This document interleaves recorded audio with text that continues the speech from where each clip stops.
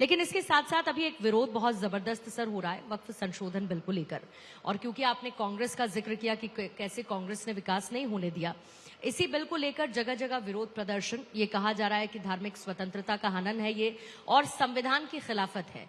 तो ऐसे में विपक्ष क्या कोई भ्रम फैला रहा है, या फिर आप वो मैसेजिंग एक वर्ग विशेष तक पहुंचा नहीं पाए जिनके लाभ की आप बात करते हैं? यदि लोकसभा और राज्यसभा के डिबेट को किसी ने सुना होगा तो वो ये बात नहीं कहेगा।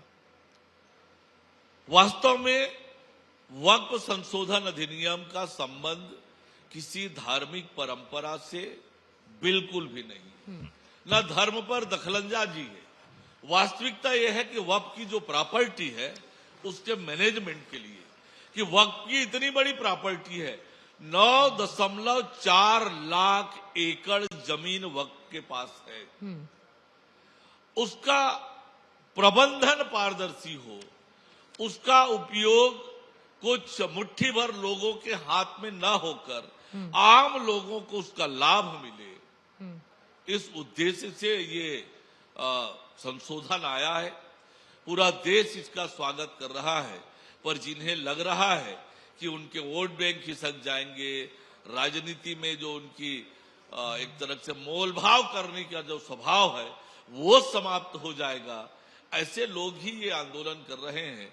वास्तविकता ये है कि आम मुस्लिम भी इस संशोधन के पक्ष में है, पूरा देश इस संशोधन के पक्ष में खड़ा है।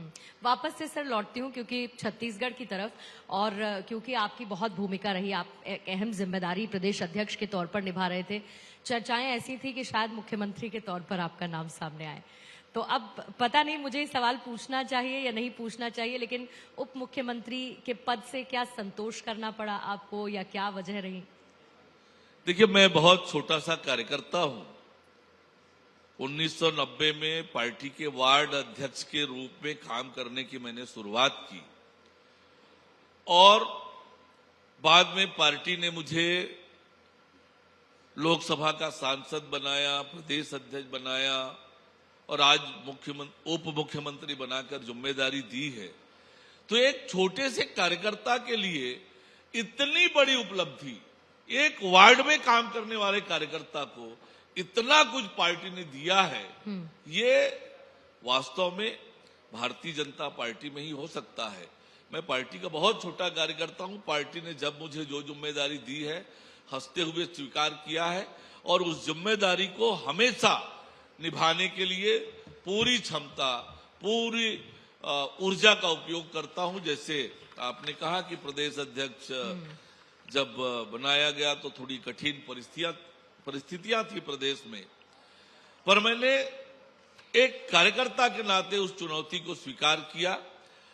सभी नेताओं को, सभी कार्यकर्ताओं को साथ लेकर पूरी ताकत से चुनाव के मैदान में जुटे, और अब तक जब 3 बार हमारी सरकार बनी थी पहले, तो 41% वोट मिला करता था अधिकतम, इस बार 46% वोट मिले।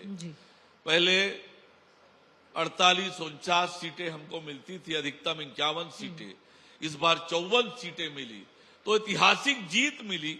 ये सभी कार्यकर्ताओं का, सभी नेताओं का एकजुट मेहनत और छत्तीसगढ़ की जनता के आशीर्वाद का परिणाम। और इसके लिए एक बार आपके लिए जोरदार तालियां इसलिए भी होनी चाहिए क्योंकि आप नगरीय निकाय मंत्री भी हैं, और अभी नगरीय निकाय चुनावों में जिस तरीके की आपने जीत दर्ज की उसके लिए भी आपको बहुत बहुत बधाई सर। लेकिन क्योंकि आप जानते हैं कि मैं भारत देश की बेटी हूं, लेकिन छत्तीसगढ़ में काम करने के नाते एक समय रहा, मैं उससे लगाव महसूस करती हूँ। और एनसीआरबी के कुछ आंकड़े हैं जो मुझे इस बात को सोचने पर विवश करते हैं कि क्या छत्तीसगढ़ में महिलाओं की सुरक्षा को लेकर और बेहतर कदम उठाने की जरूरत है, और क्या ये आंकड़े सरकार को चिंतित करते हैं? तो क्या करेगी सरकार ताकि महिलाओं की सुरक्षा पर और ज्यादा फोकस किया जा सके? आपने नगरीय निकाय चुनाव की बात की।